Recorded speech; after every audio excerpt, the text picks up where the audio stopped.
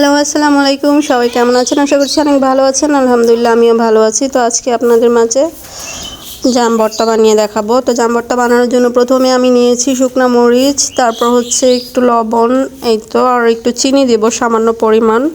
তো প্রথমে একটু লবণ দিয়েছি, একটু চিনি দিয়েছি, তারপর হচ্ছে এখন শুকনো মরিচটা অ্যাড করে দেব।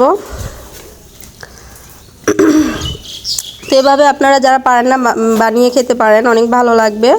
তো শুকনো মরিচটা আমি অ্যাড করে শুকনো মরিচটা সুন্দর করে চটকিয়ে নেব, তারপর সবগুলো একসাথে বানাবো, এভাবে মাখবো। তো আপনারা যারা ভালো লাগবে অবশ্যই ছোট্ট করে একটা লাইক কমেন্ট শেয়ার করবেন ফ্রেন্ডস অ্যান্ড ফ্যামিলির মাঝে।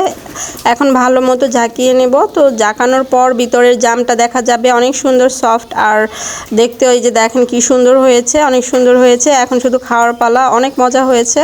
তো আপনারা ভালো থাকবেন, সুস্থ থাকবেন, নিরাপদে থাকবেন। আর আমার ভিডিওটি ভালো লেগে থাকলে ছোট্ট করে লাইক দিতে ভুলবেন না। আজকের ভিডিওটি এ পর্যন্তই।